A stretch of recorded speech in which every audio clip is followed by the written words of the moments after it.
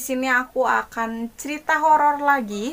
Nah, cerita horor kali ini aku akan sesuaikan dengan tema baju yang sedang aku gunakan. Nah, di sini aku menggunakan baju jas yang sangat formal, yang sangat rapih, digunakan oleh orang-orang kantoran. Mungkin sekarang kalian bisa menebak di sini aku mau cerita tentang cerita horor apa. Ya, betul, di sini aku bakal cerita tentang cerita-cerita horor yang terjadi di kantor-kantor. Nah, jadi ceritanya itu aku akan menceritakan peristiwa yang terjadi yang dialami oleh seseorang yang bernama Tian. Nah, jadi Tian ini bekerja di salah satu kantor atau perusahaan yang ternama di Jakarta. Nah, jadi peristiwa yang dialami Tian ini sekitar tahun 2017, yang dimana hari itu kebetulan sekali Tian ini memiliki pekerjaan yang cukup banyak dengan deadline besok pagi, sehingga Tian memutuskan untuk bekerja lembur hari itu. Nah, jadi selama Tian bekerja di perusahaan tersebut, ia tidak berani untuk bekerja lembur sendirian. Jadi ia mengajak rekannya yang bernama Eko. Nah, Eko ini adalah teman satu divisi, teman satu bagian, sehingga Tian berpikir bahwa akan memudahkan Tian dalam mengerjakan pekerjaannya gitu. Nah, singkat cerita, waktu sudah menunjukkan pukul 6:30 malam. Ian pun sedikit berbincang dengan Eko. Kok gue sholat dulu ya? Kok belum mau balikan? Tanya Tian kepada Eko. Yang kala itu ia duduk persis di hadapannya, tapi Eko ini membelakangi Tian. Iya, masih belum beres nih. Kan mau sekalian nemenin lo kan buat ngerjain tugas-tugas yang deadline besok. Itu adalah jawaban dari Eko, tetapi ia tidak menoleh sama sekali ke arah Tian. Ia berbicara dengan keadaan masih membelakangi Tian dan tetap melihat ke arah monitor. Mendengar hal itu, Tian langsung bergegas untuk turun ke basement. For your information, bahwa di perusahaan itu ada beberapa lantai, dan ruang kerjaan dari Tian dan Eko ini ada di lantai 10, sedangkan musola itu ada di lantai basement, sehingga ia harus melewati beberapa lantai. Nah, kala itu setelah ia mendengar perkataan dari Eko, ia langsung menuju ke arah lift untuk turun ke musola. Nah, waktu sudah menunjukkan jam 6:30 lewat, di lantai 5 sudah sangat nyaris kosong. Di perusahaan tersebut hanya ada Tian, Eko, dan security-nya. Di dalam lift, ia juga sendirian. Nah, jadi kantornya ini memang sudah seperti itu gitu. Jadi setiap jam 6 sore, hampir seluruh karyawan sudah pulang ke rumahnya masing-masing. Kecuali memang yang masih ada kerjaan tambahan atau lembur kayak Tian ini. Nah, lantai-lantai yang lain juga sama begitu, sepi banget. Karena lift yang Tian tumpangi ini langsung meluncur dari lantai 10 ke basement tanpa ada yang menyetop lift tersebut. Nah, sesampainya di bawah, Tian pun langsung bergegas menuju musola, berwudu sambil menunggu azan Isya. Nah, keadaan musola juga udah sangat sepi, udah nggak ada orang lagi di sana. Di musola hanya ada Tian seorang. Nah, setelah sholat Isya, Tian pun merebahkan badannya sebentar dan meluruskan tulang punggungnya yang mungkin capek, udah bekerja seharian full di depan monitor. Gak lama, mungkin setengah jam Tian ada di musola, ia langsung bergegas kembali ke lantai 10 di mana tempat ia bekerja. Nah, jadi situasinya tuh sama seperti saat Tian mau turun ke basement. Nah, keluar dari lift, ia berpapasan dengan bapak security. Mas Tian gantian ya, sekarang saya yang sholat. Tian pun langsung menjawab, Silahkan pak. kemudian ia pun langsung memasuki ruangan kerjanya. Nah, jadi ruangan Tian ini cukup besar dan panjang, yang dipenuhi oleh meja-meja kerja dan komputer. Ketika Tian sudah berada di dalam kantor, sebagian dari lampu-lampu yang ada di ruangan tersebut sudah mati, yang menyisakan hanya ada 3 lampu saja. Sehingga ruangan pada malam itu cukup redup, Ia juga melihat Eko yang masih duduk di depannya membelakangi Tian dengan posisi seperti orang tertidur. Jadi ini dia gini tapi tidur gini nih. Jadi kayak tidur gitu. Nah, jadi mereka berdua ini duduk di daerah meja yang paling belakang. Nah, jadi mejanya antara meja Tian dengan meja Eko ini berselang hanya ada 3 meja saja. Jadi meja Tian ini berada tepat di belakang meja Eko, hanya selang 3 meja aja. Dan mejanya Tian tepat di depan ruangan meeting dengan ruangan yang berdinding kaca. Dengan begitu siapapun, karyawan manapun bisa melihat langsung ke arah ruangan meeting. Walaupun sudah gelap, tapi ia masih bisa melihat ke arah dalam ruangan meeting tersebut karena terbantu oleh cahaya yang ada di luar dan juga kala itu pintu ruangan meeting yang terbuka. Nah, jadi kala itu Tian menegur Eko kayak gini. Belum beres lo kok? Tanya Tian yang kala itu persis sedang berjalan di samping mejanya Eko. Di situ Eko tidak menjawab satu kata pun. Tian berpikir, mungkin kayaknya dia lagi capek gitu. Nggak apa-apa lah, dia suruh istirahat aja. Nah, Tian pun langsung duduk di meja kerjanya dan meneruskan pekerjaannya yang deadline itu.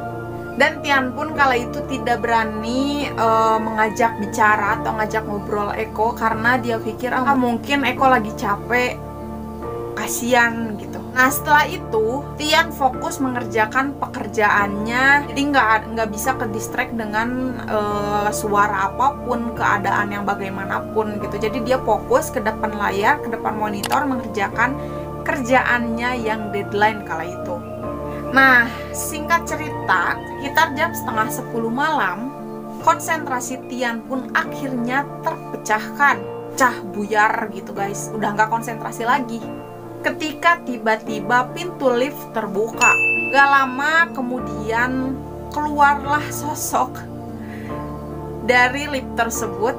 Tapi tenang, sosok itu bukan hantu, tapi bapak security. Tian masih, Oke, itu bapak security gitu. Terus bapak security ini bertanya kepada Tian. Aman Mas Tian? Itu kata bapak security. Bapak, aman dong, aman. Tenang aja Pak, aman. Terus bapak security ini bilang, Oke Mas, kalau aman, saya balik lagi ke pos ya. Gitu. Oke Pak, kami sebentar lagi pulang kok.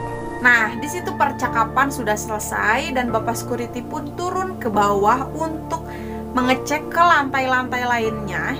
Kembali lagi Tian dan Eko bekerja kembali seperti biasanya. Tapi Tian yang bekerja, Eko tidur.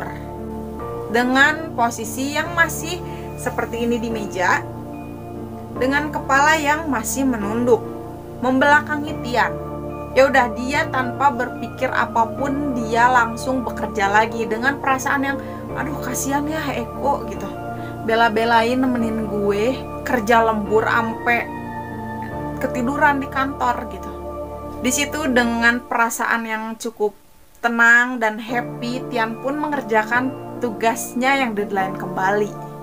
Nah, nggak kerasa waktu pun sudah menunjukkan jam 10 lewat.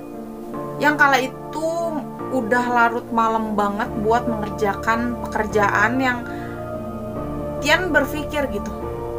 Ini udah beres, udah pokoknya tinggal turun, tinggal pulang. Kalau misalkan ini dilanjutin lagi, ini gue nggak bisa istirahat sampai pagi gitu.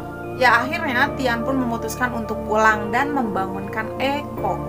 Nah, sebelum pulang ia pun langsung meregangkan badannya yang pegal itu gitu, yang udah lama dari pagi sampai jam 10 lewat malam itu dia bekerja di kantor di depan monitor gitu. Nah, Tian pun langsung membereskan mejanya dan bergegas untuk pulang. Sementara itu Eko masih dengan posisi yang sama membelakangi Tian dengan keadaan tangan yang masih di meja dengan kepala yang menunduk. Tian pun langsung membangunkan Eko. Kok balik yuk gue udah beres nih. Gitu kata Tian. Tapi Eko tidak bergeming sama sekali dan tidak menjawab perkataan dari Tian. Yang kalau dijabarin itu Eko kayak orang yang lagi ketiduran pules, yang sampai kayak kasus dia tidur dalam mobil yang digedor-gedor gini aja, digobrak-gobrak gini nggak bangun. Nah, kayak gitulah gambaran Eko kala itu. Udah kan, di situ Tian berpikir, ya udahlah, gue ngebanguninnya nanti aja gitu. Seudah meja gue bersih, beres, barang gue udah siap untuk dibawa pulang, baru Tian mengajak Eko buat pulang gitu, karena kasihan. Nah, setelah selesai beres-beres, ketika baru berniat mau membangunkan kembali Eko, tiba-tiba ponselnya berdering. Nah, ada tiba-tiba pesan chat WhatsApp masuk nih. Siapa gitu? Nah, tentu aja gitu, Tian pun tidak langsung menghampiri Eko untuk membangunkan, tapi ia memilih untuk membuka ponselnya terlebih dahulu gitu. Siapa nih yang nge-WA malam-malam gitu? Ada apa gitu? Nah, setelah ia membuka pesan tersebut, ia langsung tercengang, ia langsung heran, dia langsung bingung. Karena chat itu dikirimkan oleh Eko, teman kerjanya yang malam itu menemani Tian lembur. Jantung Tian pun langsung kala itu langsung berdegup sangat kencang gitu, tanpa ada aba-aba. Kalian penasaran kan apa yang dikirimkan oleh Eko? Eko pun nge-WA gini, guys. Bro, lu masih di kantor kan? Komputer gue udah mati belum?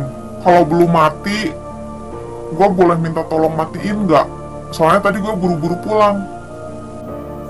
Begitulah percakapan antara Eko dan Tian.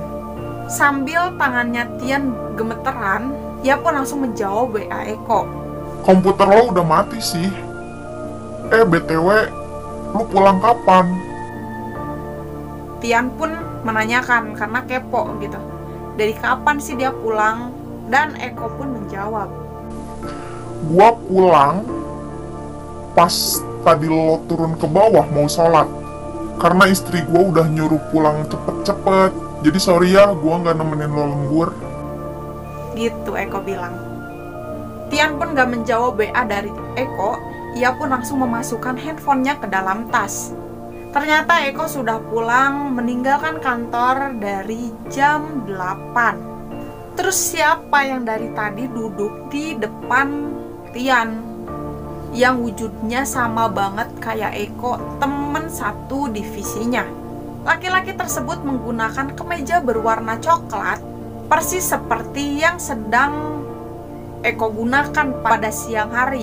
Posisinya itu menunduk yang sudah aku tadi peragakan, seperti orang yang sedang tertidur. Di tengah-tengah kekalutannya, tiba-tiba terdengar suara lift terbuka. Ting! Ia pun menatap ke ruangan di dalam lift, memastikan siapa yang datang ke ruangan tersebut. Ia berharap ada bapak security yang datang. Beberapa detik setelah lift terbuka, akhirnya ia melihat sosok yang seperti orang yang keluar dari lift tersebut. Ternyata bukan bapak security, melainkan orang lain. Langkah mereka sangat pelan, melangkah ke ruangan tempat Tian duduk atau Tian kerja. Mereka, ya mereka. Jadi bukan hanya satu orang yang datang, tapi ada 3 orang.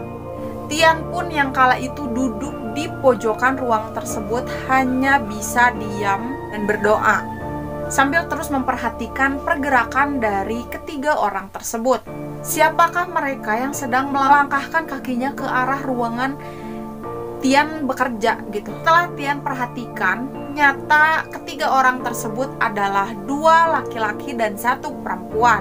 Semuanya itu bekerja layaknya orang kantoran gitu, ya berpenampilan kayak aku gini. Laki-lakinya itu menggunakan kemeja berwarna putih, sedangkan wanitanya itu berpakaian jas berwarna gelap. Nah, Tian pun kala itu belum bisa melihat wajahnya dengan jelas, karena kala itu kan ruangannya redup mati gitu. Jadi cuman ada 3 lampu aja, sehingga lampunya itu, mukanya itu nggak terlalu terlihat. Tapi satu yang pasti, mereka bertiga berjalan perlahan menuju ke arah mejanya Tian. Bayangin, jalannya sangat pelan banget. Pelan tapi pasti gitu. Pelan tapi ya menuju ke arahnya Tian yang lagi duduk di pojokan. Siapa sih? Ayam. Sorry guys, ini aku tag-nya subuh, jadi sorry banget kalau ada ayam. Sorry banget. Nah, lanjut ya. Nah, kala itu Tian gak bisa berbuat apa-apa ya, karena kalau mau pulang sekalipun ia harus melewati mereka dulu gitu. Jadi mau gak mau dia harus ya duduk terdiam, mau ngapain lagi gitu. Yang dirasakan oleh Tian saat itu pasrah. Bebaslah gue mau diapain gitu sama mereka bertiga. Perlahan tapi pasti mereka pun sudah mau dekat di depan mejanya Tian. Akhirnya Tian pun dapat melihat wajah dari ketiga orang tersebut. Laki-laki yang berjalan paling depan lihat berumur sekitar 50 tahun, berkumis, dengan rambut nyaris yang beruban. Uban. Laki-laki kedua ini cukup muda. Badannya itu lebih kurus, sedangkan yang perempuan rambut panjang yang berwarna gelap, ya hitam coklat gitu. Namun Tian melihat ada kesamaan dari ketiga makhluk tersebut. Mereka tersenyum di wajahnya yang pucat. Oh my god, nggak bisa. Bayangin, ada sosok, ya Allah merinding, ada sosok di saat kalian sendirian, berdua deh sama teman kalian, tapi teman kalian bukan manusia, berjalan, ada tiga sosok berjalan ke arah kalian dengan wajah yang tersenyum, dengan keadaan muka yang sangat pucat. Gak bisa. Oke guys, kita lanjut ceritanya. Wajahnya yang sama sekali Tian itu nggak ngenalin itu siapa. Dia bukan karyawan kantor. Ya, dia hantu. Masih ingat kan sosok yang dari tadi duduk di depan Tian dengan keadaan membelakangi Tian, yang ia anggap itu adalah Eko, teman kerjanya. Tiba-tiba dia bangun dari tidurnya guys. Sosok tersebut berdiri saat ketiga sosok tersebut ada di sebelah mejanya Eko, yang otomatis di sebelah meja yang didudukin sama sosok Eko gitu. Dia pun berdiri. Jadi sekarang sosoknya itu bukan bertiga lagi, tapi berempat. Oh my god. Di saat sosok yang menyerupai Eko ini berdiri dan menghadap ke arah Tian, ada berempat sosok yang langsung menghadang ke arah Tian, yang akan melintasi mejanya Tian dengan muka atau mimik muka yang belum berubah. Akhirnya sosok Eko ini atau sosok yang duduk di meja Eko ini menghadap ke arahnya dengan tatapan yang kosong, dengan senyum di wajahnya, dengan wajah yang pucat sesuai atau sama dengan teman-temannya, teman hantunya yang tiga ya Allah sampai berapa temen-temen tiga hantu itulah pokoknya ya. Dan ya akhirnya keempat sosok tersebut sudah berada di samping mejanya Tian. Ya Allah, udah pingsan tuh aku. Tapi untungnya keempat sosok tersebut tidak berhenti di mejanya Tian. Sosok tersebut terus berjalan ke arah ruangan meeting yang ada di belakang Tian. Tian pun terus memperhatikan keempat sosok tersebut. Sampai akhirnya keempat sosok tersebut masuk ke ruangan meeting yang keadaannya itu gelap gulita. Beberapa detik kemudian Tian pun baru sadar kalau saatnya inilah saatnya buat dia melarikan diri gitu. Dia pulang, lari ke depan lift. Belum juga sampai pintu lift, tapi ada perasaan penasaran gitu, pengen ngeliat ke arah ruangan meeting. Nah itulah orang-orang ya, di saat urgent kayak gitu, di saat ketakutan kayak gitu, bisa-bisanya dia pengen nengok ke belakang, bisa-bisanya. Aneh. Nah saat Tian ini nengok ke belakang, sosok tersebut udah menghilang, udah nggak ada. Tapi ini nggak kayak sinetron yang tiba-tiba ngeliat, ding, tiba-tiba hantunya di depan muka. Nggak seserem itu guys. Jadi sosok itu menghilang di ruangan meeting yang keadaannya sudah gelap gulita, nggak ada lampu sama sekali kan.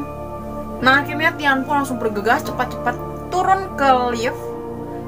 Akhirnya Ali pun turun, ia pun lari ke arah pos satpam, ke si bapak satpam security ini. Akhirnya Tian pun bertemu dengan bapak security. Ia pun bercerita.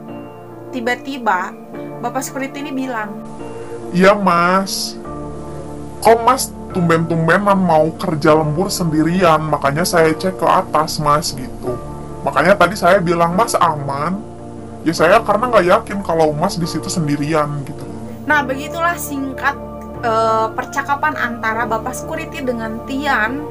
Nah sejak saat itu Tian pun memutuskan tidak mau lagi bekerja lembur, walaupun dengan teman rekan kerjanya, sahabatnya, manajernya pun dia tidak mau lagi bekerja lembur. Karena ya dia berpikir bahwa sosok itu bisa menyerupai rekan-rekan satu kantornya gitu. Jadi ya mungkin segitu aja cerita dari Mas Tian ini yang bekerja di salah satu perusahaan yang ternama di Jakarta. Ya, semoga kalian terhibur.